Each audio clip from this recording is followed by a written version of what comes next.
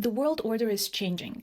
In my previous video, I analyzed how the US hegemony is collapsing, and presumably we're witnessing the US going through a massive crisis. The whole world is observing how the US government is more interested in enriching billionaires rather than taking care of its own citizens. Musk, Trump, and their billionaire friends are running the show, caring very little about human rights, basic social benefits, transparency, or your privacy. The truth is, we can no longer trust the US government to protect us in this digital age. And we've seen it firsthand, for example, the recent involvement of Musk in the Verizon Skylink contracts, which only underlines the growing problem. And with the majority of the most influential tech companies being based in the US, it's impossible not to be concerned about data privacy, transparency, and human rights. So amidst all of this, something really interesting is happening. More and more people are questioning the status quo and switching. They're not sticking to the American-made giants that have grown too comfortable and too dangerous. Instead, they are switching to the EU alternatives.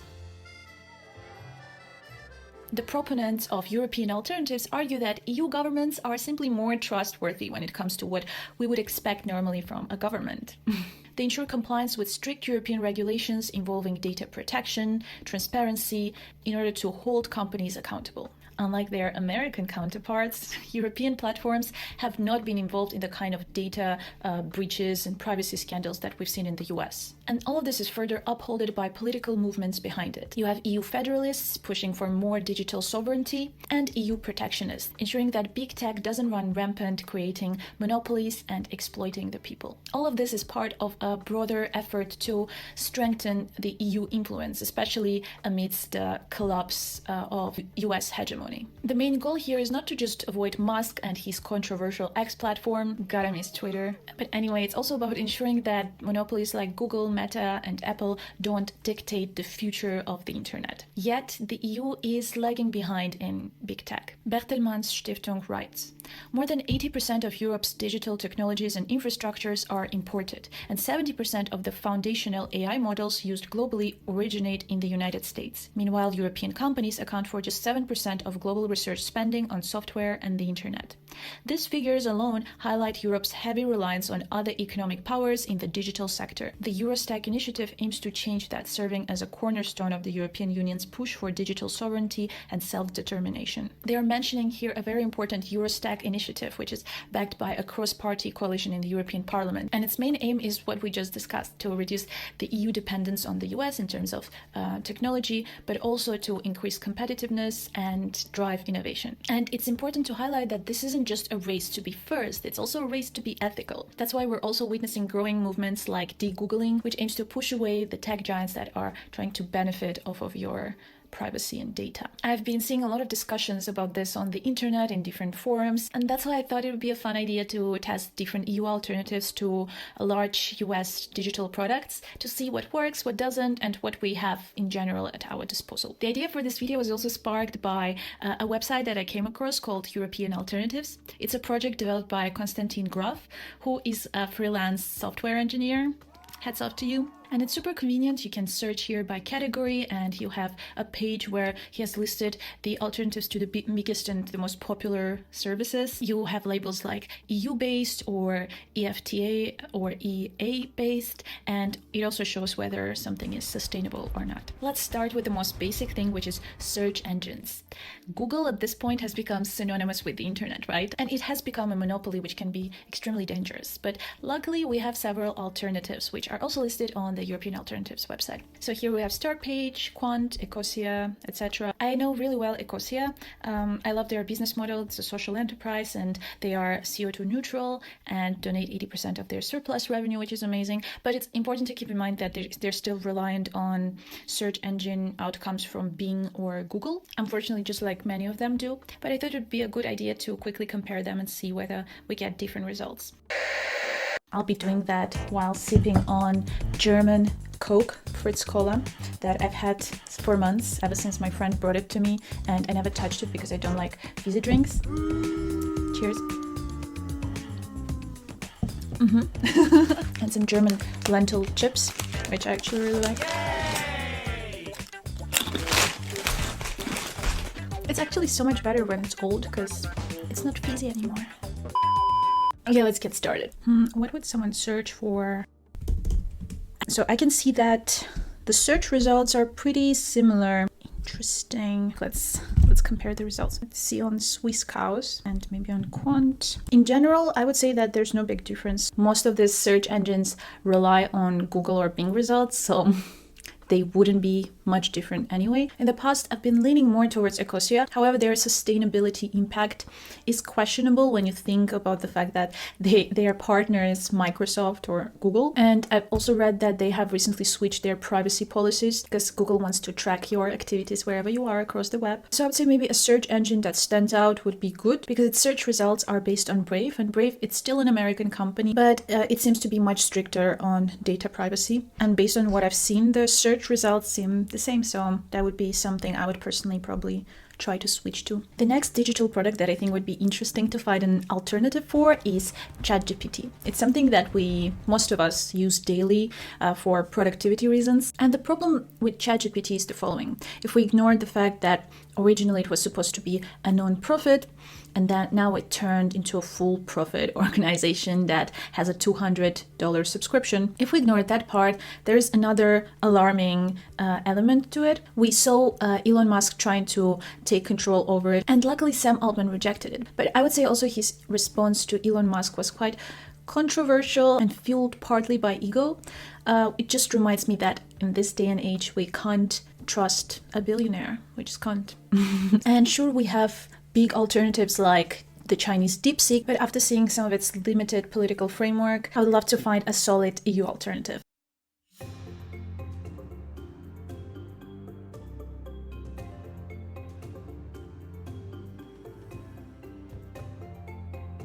And here comes Lusha or Luchat, however it's pronounced. It's French and it's developed by Mistral AI, so let's dive straight into it. Lusha has a limited number of prompts per day, unfortunately, and it is possible to customize Luchat just like ChatGPT, but unfortunately it is a paid service, so their subscription is slightly cheaper than ChatGPT. So for the pro version with unlimited number of messages per day, you pay only $15 as opposed to the $20 for ChatGPT. But let's ask both of the chats some questions to see how they perform. Okay, so the first prompt is to test out Mistral's creativity. I wrote a Dostoevsky-style story about a French young man murdering a beauty industry CEO whom he considers to be a parasitic figure exploiting the poor to achieve a greater good. And before you ask, no, it's not inspired by anything happening currently in real life. Oh my god, now I have to read all of it. Okay, so let's see what Mistral gave us. In the heart of Paris, where the grandeur of the past mingled with the squalor of the present, there lived a young man named Jean-Pierre. He was a figure of stark contrasts, much like the city he inhabited. I'm sorry, for some reason I feel like I have to read it in a French accent, even though I can't do it properly, but whatever. It was during one of his aimless wanderings through the city that Jean-Pierre first encountered the name of Monsieur Claude Beaumont, the celebrated CEO of a beauty conglomerate.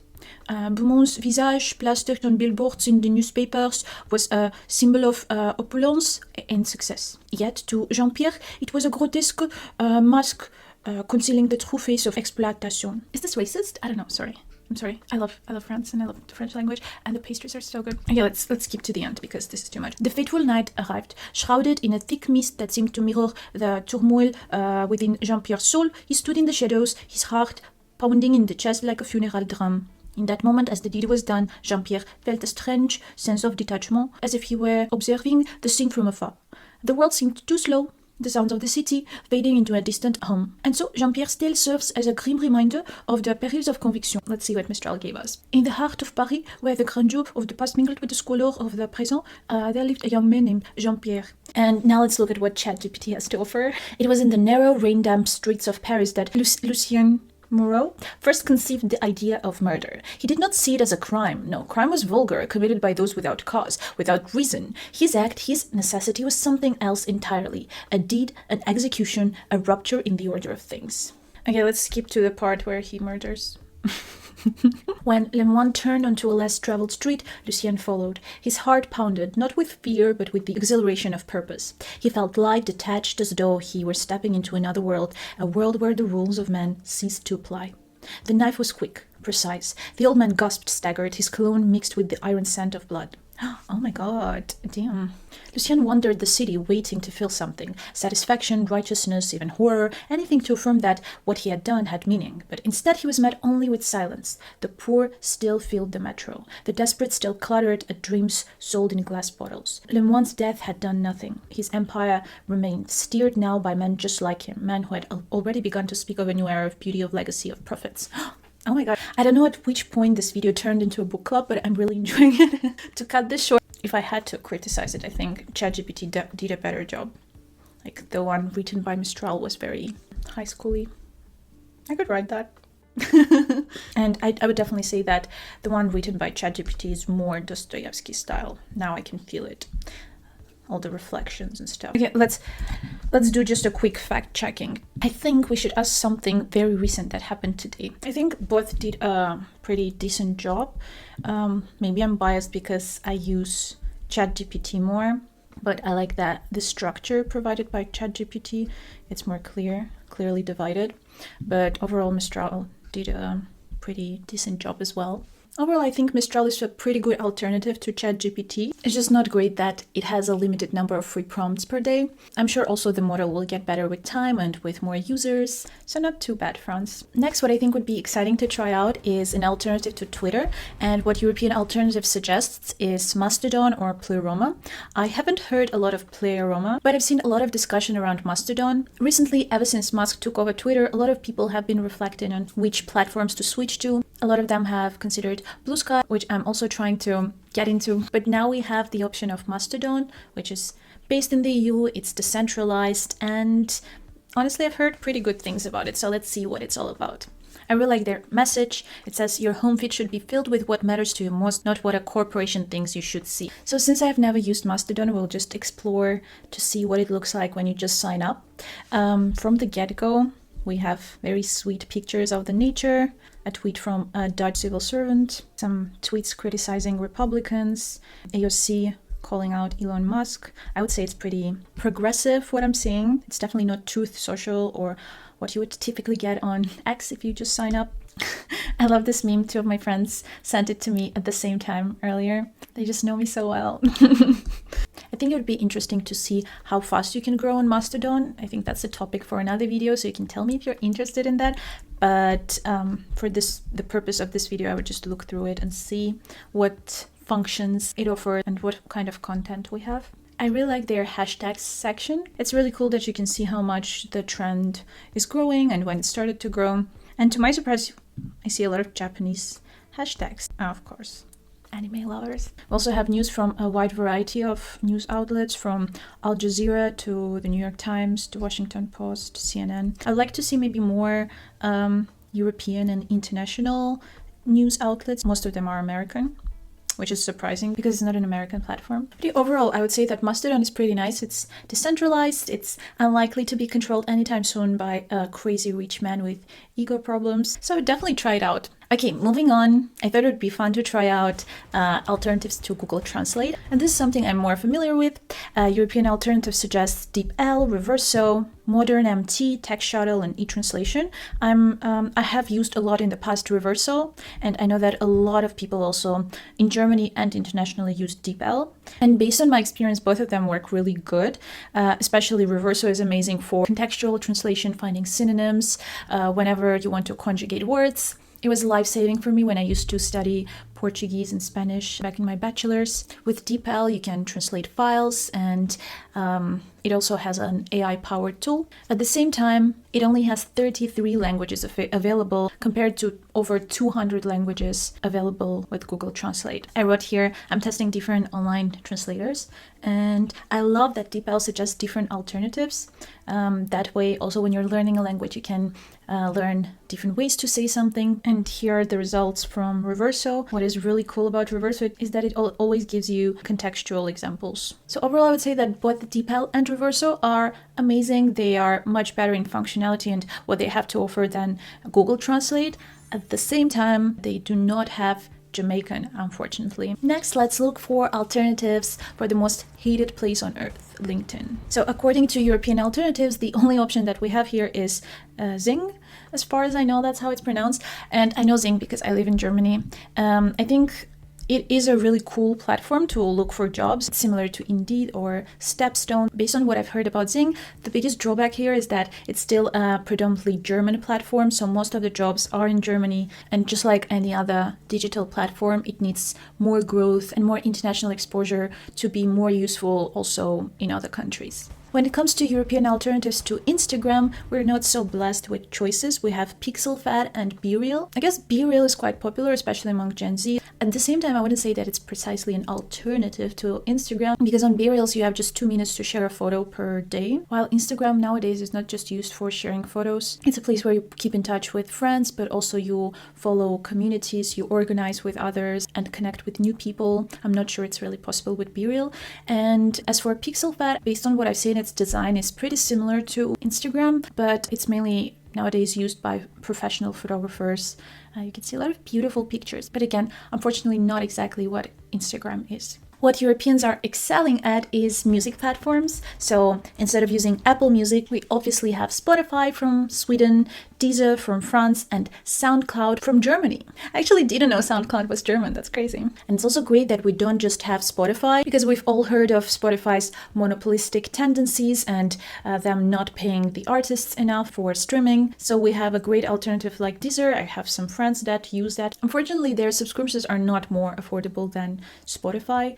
I would say the price is pretty much the same. But then we have an even more amazing platform like SoundCloud. We all know it due to all SoundCloud rappers that came from it.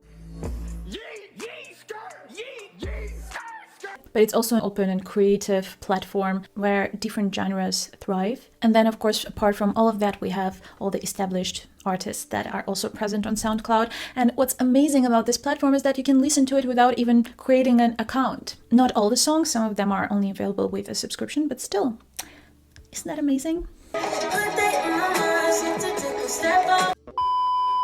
As for Google Chrome, the Scandinavians are coming through with all the alternatives. We have Vivaldi browser from Norway and Mullvad browser from Sweden. I've heard a lot of good things about Vivaldi and I'm gonna test it out now. So Vivaldi has some pretty cool features. First of all, you can import all of the data from other browsers that you've been using, but what's really special about it is that you can actually block trackers and ads, which I'm gonna try out and see if it really works. And you can choose a soft pink theme, which I love, and many other customization options. Now let's start browsing. Oh my god. I don't know why it's suddenly all in Russian. Maybe I have something in my browsers still that is in Russian, but I don't remember it, but whatever. Let's change the default search to Ecosia. You can write notes here. You can look at your history and downloads. Wow, so exciting.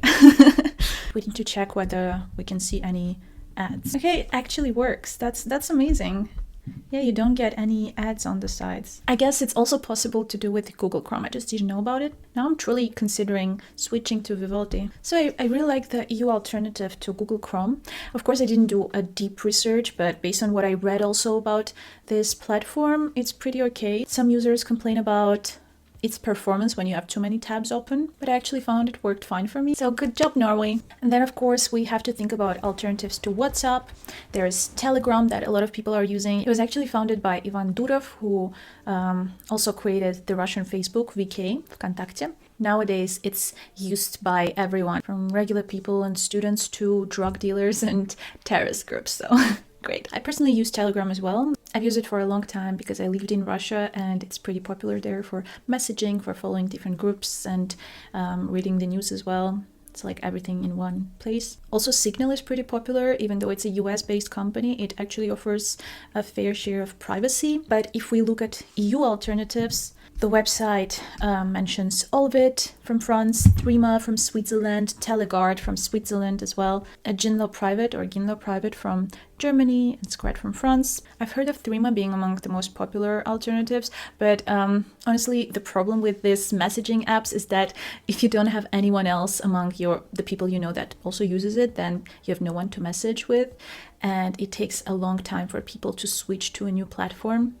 to get used to it, especially if you want to convince your family members to do it. It can be harder for older people. It's great that it offers strong encryption and it's GDPR compliant. It doesn't require a phone number and you can protect some of the chats with a password. The only drawback here is that you actually have to pay to use it, which I think is a pretty big barrier, especially since it's a new app and I don't see how the mandatory payment will help to attract more people. Overall, as I mentioned, the biggest problem with this messaging apps is that if no one is using them, then there's no point in it. So I would say maybe a smarter choice would be to just stick to more known apps like Signal, which is open source and independent. But yeah, I really wonder how it's going to change in the next years and whether WhatsApp is going to lose its dominance. If you're looking for something to watch, Netflix is the most obvious choice, but unfortunately it's full of data collection. Luckily, we have an amazing alternative that I've been using way more than Netflix in the past year, and it's Mubi. It's a UK-based streaming service that offers a curated selection of films with a focus on quality over quantity. They don't collect user data, and what's more amazing is, honestly, I think I've been watching really good movies with Mubi. And then of course you have a lot of alternatives that you would typically use for work, which I'm not going to look at in this video because I wanted it to be more focused on personal use. Oh, I don't know how long I've been filming this video, but I'm actually terrified of looking at the footage.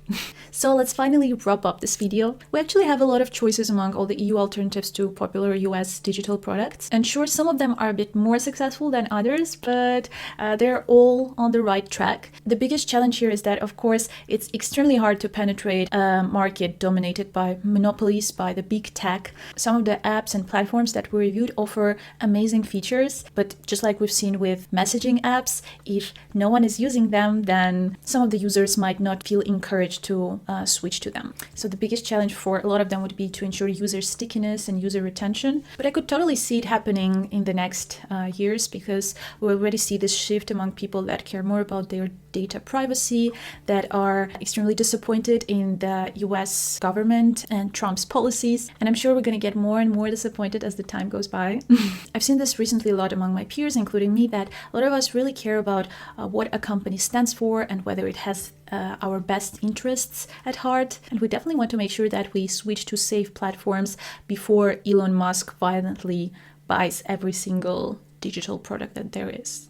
After reviewing everything, I would definitely say that my favorites that I think I would give a try are the Vivaldi browser with the ad blocking feature. It's also very convenient that you can choose Ecosia as your default browser in Vivaldi, so you are killing two birds at once. I think I would also give Mistral AI a try, even though I'm pretty held back by the fact that you have a limited amount of prompts or chats per day. But if I really like how it functions with time, maybe I can even invest in a pro plan. It's honestly getting a bit overwhelming, but I could give Mastodon a try. It was already a lot to switch to Blue Sky, to be honest, so I'm wondering if I would stick with Mastodon if I start using it. And as for Spotify, I'm just so used to this at this point, it will be hard to switch. But let me know your thoughts in the comments. Are you using any of these platforms and apps, and what is your experience, and what would you recommend the most?